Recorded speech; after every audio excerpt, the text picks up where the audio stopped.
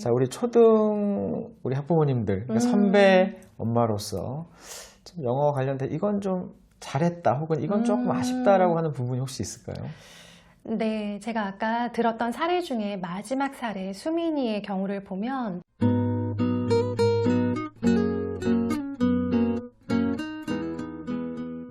네, 안녕하세요. 반갑습니다. 교집합 스튜디오의 권태영 소장입니다. 오늘 정말 반가운 분을 모시고 자, 영어 이야기를 한번 해볼 텐데요. 초등교사 출신이자 두 아이의 엄마로서 초등아이들 영어 학습을 정말 다각도로 경험해 보셨을 우리 이은경 선생님. 자, 제가 단도직입적으로 질문부터 한번 드려볼게요. 네. 선생님이 느끼시기에 가장 아이들이 힘들어하는 영어 공부 영역, 네. 가장 문제가 큰 영역은 뭘까요?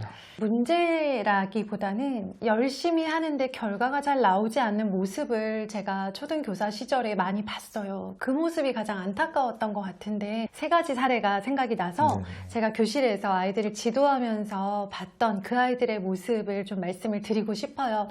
첫 번째는 제가 초등 영어 전담 교사를 하던 시절이었어요. 그러니까 1년 동안 3, 4, 5, 6학년, 4학년에 영어 수업에만 들어가는 그런 교사를 했던 적이 있었거든요. 담임을 하기도 하지만 이렇게 전담 교사로 순환을 하는데요.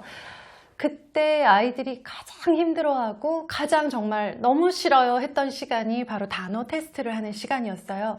저는 아이들이 단어를 암기하는 것을 그렇게까지 힘들어하고 또 싫어하고 또 외우자마자 잊어버리고 하는 그런 것들이 반복되고 있다는 사실을 잘 모르는, 그러니까 경력이 적었기 때문에 제가 했던 실수였다고 생각을 하는데, 아이들에게 이 단어에 대해서 충분히 설명하거나 아이들이 알 수 있는 기회도 주지 않은 채 그냥 교과서에 나온 단어를 외우라고 했어요.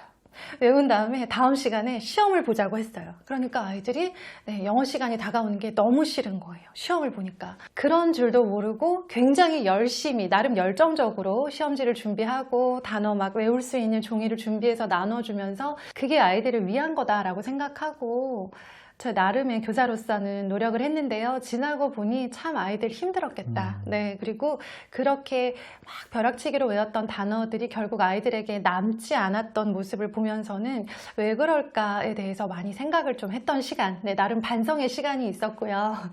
두 번째 사례는 저희 6학년, 저희 반 아이들의 사례였어요.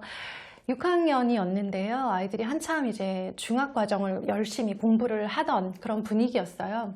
체육 시간인데 여자친구 2명이 체육을 못하겠다고 하더라고요. 배가 아프다고 했어요. 그래서 안 좋으면 보건실에 갈래? 그랬더니 그건 또 아니래요. 운동장에 앉아서 친구들 하는 거 보겠다고 하더라고요. 그래서 그러면 저쪽에 앉아서 봐라. 그리고 체육 수업을 하다가 아이들이 뭘 하고 있을 때 그 아픈 두 친구한테 가까이 가서 봤더니 이 친구들이 후다닥 뭘 숨기더라고요.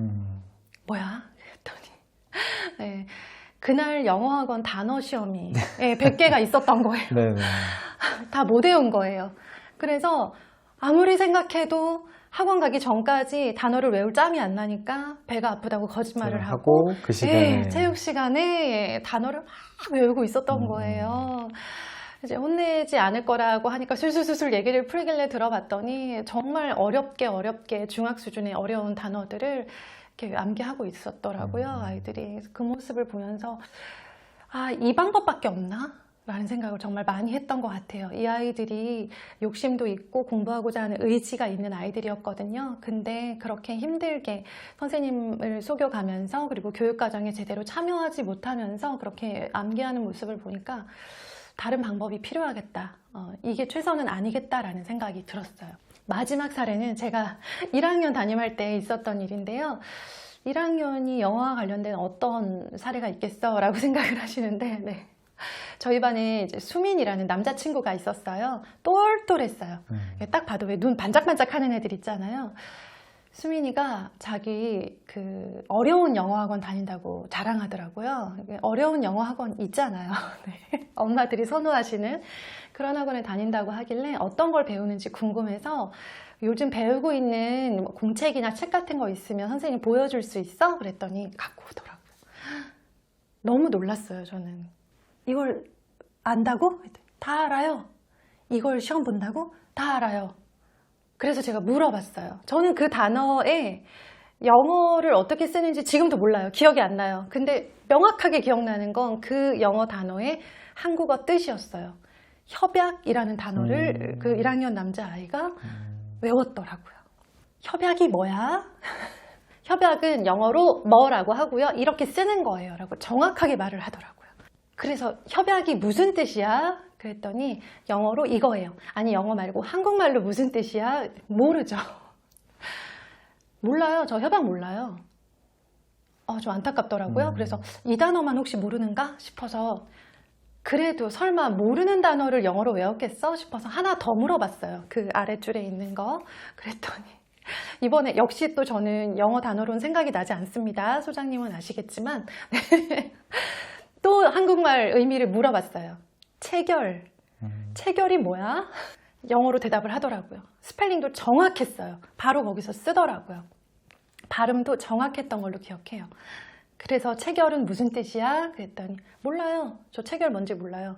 이건 영어로 이거예요. 라고 정확하게 말을 하더라고요. 이건 대표적인 사례인 거고요. 제 아내는 이렇게 그러니까 아이들이 왜 해야 되는지, 어떻게 해야 되는지, 어떻게 하면 더 오래 기억에 남을 수 있는지를 모르는 채로 열심히 암기하고 공부하는 모습들이 제 안에 차곡차곡 쌓였던 것 같아요. 이게 유일한 방법이 아니라면 다른 방법이 있을 거다라는 생각이 들었고 지금 생각해도 그때 그 친구들에 대한 안타까움 그리고 다른 방법을 찾기 위한 어른들의 노력이 필요하다라는 생각이 저는 많이 들었어요. 그렇죠. 선생님이 말씀해 주신 부분이 정말 큰 문제죠. 그게 초등 때에 국한된 게 아니라 사실 고3까지도 비슷한 양상으로 가서 결국 실패를 할 때 항상 그때 초등 때부터의 그런 영단어 학습을 결국은 극복하지 못하고 네. 참 아이러니하죠. 고생은 고생대로다 하지만 결국 끝을 보지를 못하고 그것 때문에 사실 비효율적인 학습에 대한 부작용도 있지만 사실 공부가 싫어지게 되는 영어가 정말 싫어지게 되는 악순환을 겪게 되는 거죠. 그래서 저도 뭐 저희 채널을 통해서도 꾸준히 네. 영단학습과 관련돼서 여러 가지 말씀들을 드리고 심지어는 뭐 학원 선택의 기준까지도 그런 부분을 좀 말씀드리기도 하는데 아까 전 선생님이 이제 또 그 초년기 시절에 선생님의 네. 어떤 경험담 또 약간 반성의 말씀을 주셨는데 자 그러면 그 이후에 선생님이 좀 갖게 된 네. 영단 암기를 좀 잘할 수 있게끔 지도하는 또 선생님만의 노하우가 혹시 있다면 뭐가 있을까요? 네, 제가 뭐 영어 강사이거나 영어 교사, 전문 교사라서 영어를 가르쳐 본 경험이 많다고는 말씀을 드릴 수가 없어요. 그런데 이런 일련의 사례들을 겪으면서 제 안에 나름 결론으로 그리고 또 다른 과목들을 가르치면서도 분명히 틀림없었다라고 하는 하나의 그런 교수법이 제 안에 좀 확고해졌는데요. 바로 이야기에서 출발하는 거예요. 사람은 누구나 특히나 어린이들은 이야기에 대한 관심도가 굉장히 높은 것 같아요. 이렇게 막 설명을 하다가 갑자기 제가 아는 어떤 아이가 있는데요 하면서 그 아이에 대한 이야기를 시작하면 우리 어머님들도 영상 보실 때 갑자기 약간 집중이 되시잖아요. 아이들은 그게 더 심한 것 같아요. 그래서 이야기에서 무엇을 설명하기 위해서 설명하는 과정에서 출발을 이야기로 시작하는 것, 그것은 단순히 흥미를 불러일으키는 것뿐만 아니라 오래도록 기억에 남게 만드는 너무 힘들게 노력하지 않아도 너무나 감사하게도 자연스럽게 상당히 많은 양이 뇌에 저장될 수 있도록 하는 그런 좋은 방법이 아닌가라는 생각이 들어서 사회나 과학처럼 딱딱한 과목을 가르칠 때도 그리고 또 영어 단어에 대해서 설명을 처음으로 할 때에도 이야기에서 출발하는 것들을 항상 좀 염두에 두고 아이들을 가르쳤던 것 같습니다. 선생님 또 이제 글쓰기 또 교육을 또 많이 열정적으로 하시잖아요. 많은 책들도 내시고 사실 뭐 어휘를 학습하는 과정에서도 이야기지만 아이들이 써보는 과정에서도 어휘 학습이 좀 많이 될 것 같아요. 네, 맞아요. 이 아이들이 어휘를 정말 알고 있다라고 할 때는요, 뭐 여러 가지 기준이 있겠죠. 그 어휘를 잘 설명할 수 있다라는 것도 기준이 될 수 있지만 그 어휘를 정말 잘 아는 친구들은 그 어휘를 본인의 글에다가 사용하더라고요. 그러니까 사용할 수 있는 어휘만 알고 있는 어휘라고 단정할 수는 없어요. 그런데 그 어휘를 충분히 알고 있고 충분히 그 어휘가 내 거다라고 확신이 있는 어휘들은 결국 내가 글로 표현하고 말로 표현하는 어휘더라고요. 그래서 아이들이 이렇게 즐겁게 이야기로 그리고 오랫동안 자연스럽게 기억에 남은 어휘들일수록 본인이 정말 말을 하거나 글을 쓸 때 사용하는 모습을 많이 봤어요. 그래서 이야기에서 출발하면 참 좋다라는 걸 제 나름의 교육 방식으로 삼고 있었습니다. 그렇죠. 그러니까 사실 뭐 어휘를 그게 뭐 영어든 뭐 우리말 어휘든 그냥 그 정의를 사전적으로만 암기한다는 것 자체가 힘든 일일 뿐만이 아니라 기억에 오래 남지도 않고 적용도 사실 되게 힘들죠. 자, 근데 갑자기 또 궁금한 건 지금까지 선생님의 입장에서 말씀을 해주셨다면 큰아이가 지금 중학교 3학년. 네. 아우, 금방 그쵸? 많이 컸죠. 자, 중3. 그러면 지금 이제 초등부터 지금 중3에 이르기까지 우리 큰아이의 영어에 여러 가지 선생님이 아니라 엄마로서의 경험을 또 하고 계신데 자, 우리 학부모님들, 그러니까 선배 엄마로서 좀 영어 관련된 이건 좀 잘했다 혹은 이건 조금 아쉽다라고 하는 부분이 혹시 있을까요? 네, 제가 아까 들었던 사례 중에 마지막 사례 수민이의 경우를 보면 국어 어휘의 의미를 모르는 그 단어를 영어로 학습을 하고 있는 그런 굉장히 단계에 맞지 않는 그런 학습을 하고 있는 경우들이 있는데 그렇게 되지 않기 위해서 국어 어휘에 굉장히 많이 신경을 썼어요. 결코 영어 어휘는 국어 어휘를 넘을 수 없다라는 신념으로 국어 어휘를 충분히 가지게 한 이후에 이제 영어로 연결을 해야겠다라고 생각을 했었는데요. 그래서 잘했던 점은 국어 어휘가 충분히 있고 그리고 국어 어휘를 사전적으로 암기하듯이 공부하지 않고 새로운 어휘나 모르는 어휘, 헷갈리는 어휘가 나왔을 때는 잠깐이라도 그리고 정말 지나가는 말로라도 그 어휘에 대해서 한번 이야기를 나눠봤어요. 그러니까 한번 짚고 이야기를 나눈 어휘와 그냥 사전을 찾아보고 지나간 어휘는 아이 머릿속에 저장되어 있는 상태가 많이 다르더라고요. 그래서 국어 어휘를 신경을 썼는데 너무나 안타깝게도 제가 영어 전문가가 아니고 영어 원어민이 아닌 관계로 같은 het갈리거나 처음 보거나 모르는 어려운 어휘가 등장을 했을 때 그 영어 어휘를 하나하나 그렇게 어원을 따져가면서 풀어서 같이 이야기를 나누어 본 경험은 많지 않았던 것 같아요. 그랬다면 이 아이가 지금 영어 이제는 중3이니까 더 이상 버틸 수가 없죠. 네. 열심히 이제 사전적인 의미를 찾아가면서 노력하고 있는데 그랬을 때 이렇게 영어 어원을 조금 이야기를 한번 하는 그런 경험들이 있었다면 얘가 지금 그 많은 중등 영단어들을 암기하는데 훨씬 더 큰 도움이 되지 않았을까라는 아쉬움은 있어요. 하지만 그럼에도 불구하고 국어 어휘 면에서 탄탄하게 쌓아준 것은 좋았다. 하지만 기회가 된다면 다시 돌아갈 수 있다면 영어 역시 어원을 중심으로 이야기하듯이 그렇게 대화를 통해서 저장해주는 그런 경험이 있었으면 참 좋았겠다. 좀 솔직한 말씀을 주셨습니다. 정말 공감이 또 많이 되고요.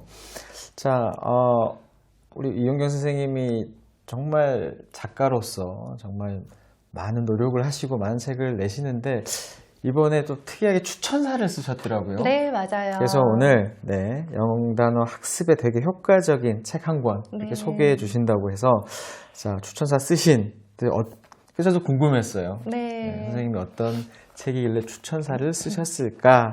이 책에 대해서 좀 소개를 좀 부탁드립니다. 네, 그러니까 제게 남아있는 그런 교직에서의 경험과 그리고 자녀 교육에서의 아쉬움들에서 핵심은 영어 어휘를 이야기로 접근하지 못했다. 그것까지 해주긴 사실 어렵긴 하죠. 그렇게 해줄 수 있는 부모가 많지는 않았을 것 같은데 관련된 책을 읽을 수 있도록 아이들에게 노출은 해줬으면 참 좋았겠다라는 아쉬움이 계속 있었어요. 영어 단어는 어쩔 수 없이 그냥 기계적으로 암기해야 된다라고만 생각했던 것 같고요. 그래서 그런 게 아니라 어원을 알려주고 그리고 또 관련된 이야기들을 재미있게 풀어준 책이 있길래 저는 처음에 만화책인 줄 알고 그냥 흔한 학습 만화인 줄 알고 또 만화가 나왔어? 약간 이러면서 책을 봤어요. 그런데 그게 아니라 정말 아이들이 자연스럽게 읽는 동안 저장될 수 있도록 이야기로 풀어주었고, 또 무엇보다 아이들이 어원을 알 수 있도록, 그러니까 어디서 나온 어떤 단어이고 그래서 이 단어가 이렇게 만들어졌다라는 걸 이렇게 하나하나 설명해주는 그런 보기 드문 책이 출판이 됐더라고요. 그래서 네, 흔쾌히 추천사를 쓰겠다고 했고요. 그래서 정말 이렇게 나와서 또 책을 소개하게 되어서 너무 네, 기쁘네요. 저희 책의 내용 일부 중에 좀 인상적인 부분을 한번 소개해 주신다면 어떤 부분이 있을까요? 네. 제가 인상적인 부분은 초등 아이들 수준에서 정말 좋아하겠다.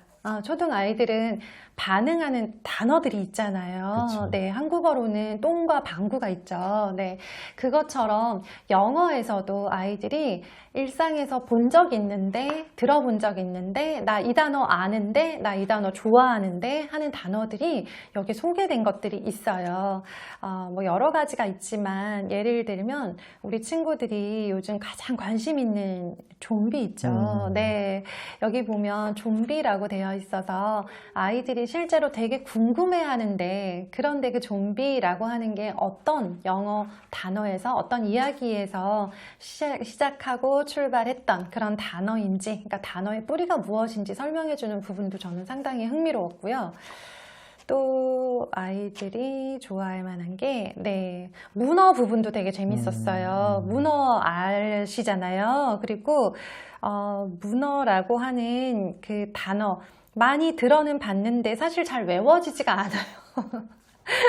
그런데 이 문어, 옥토퍼스라고 하는 이 단어가 고대 그리스에서 왔다는 것, 그리고 네, 원래 뜻이 8개의 발이라고 하는 뜻을 가지고 있는 단어라고 하는 것들을 이 단어를 쪼개가면서 풀어서 설명을 해주어서요. 아이들이 그냥 이걸 읽고 나면 문어라는 단어를 막 쓰면서 막 눈 감고 외우지 않아도 문어 그때 책에서 봤더니 8개의 발, 그러니까 악토와 퍼스가 합쳐진 단어구나 라고 아이들이 이렇게 읽으면서 그냥 흡수가 되고 나중에 오래도록 기억에 남는 그런 단어가 되지 않을까라는 생각이 들었어요. 그렇죠. 그리고 이렇게 보면 되게 이쁘게 그림도 이렇게 네. 그려져 있어서 아이들이 좀 재밌게, 사실 영단어처럼 재미없고 지루하고 고통스러운 건 별로 없을 텐데 그리고 서로 헷갈리잖아요. 맞아요. 네. 그래서 이런 뭐 어떤 설명과 이런 여러 가지 그림들이 나와 있어서 사실 저도 보면서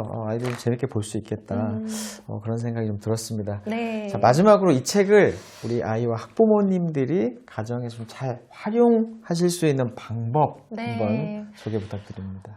아이들, 초등 아이들이 가장 신나하면서 부모님이 가장 약간 날로 먹었다, 쉽다, 이거는 나는 할 수 있다라고 생각되는 그런 학습법을 저는 선생님 놀이라고 생각해요.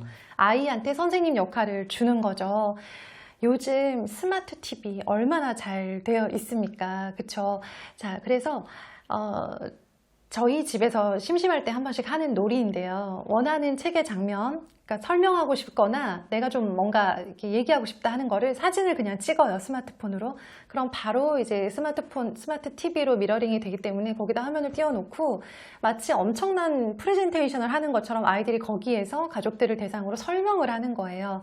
그러면 부모님들은 그냥 어차피 소파에 누워 계셨던 차잖아요. 그죠? 누워 계시던 중에 앞에서 막 TV를 틀고 설명을 하면 들어주세요. 들으면서 하면서 이제 학생처럼 리액션을 해주시고요. 별로 궁금하진 않지만 질문도 할 수 있죠. 학생 역할이니까.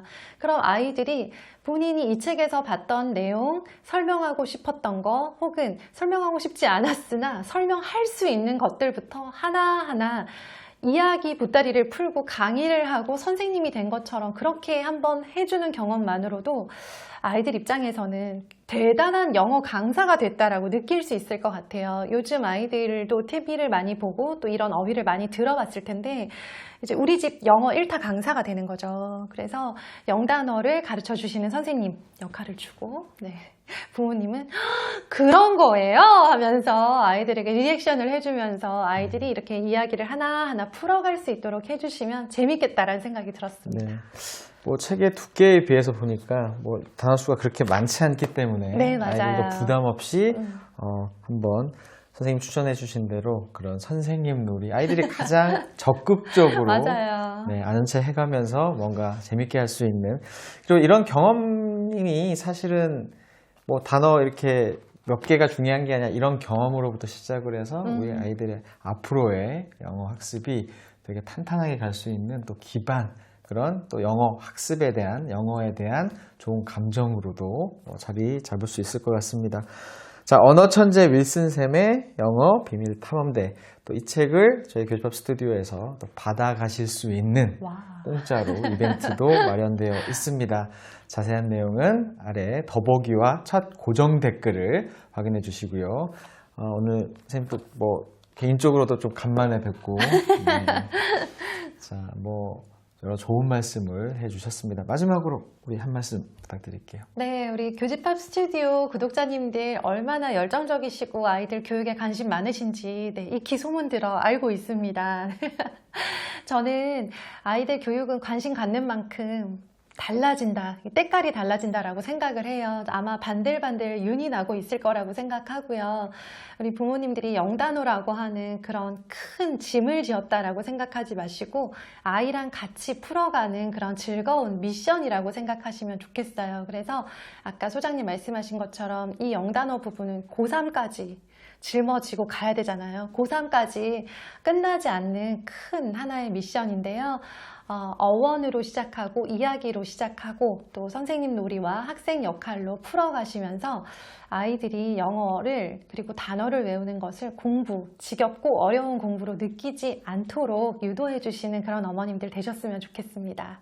네, 오늘 귀한 시간 내주셔서 감사합니다. 네, 감사합니다. 감사합니다.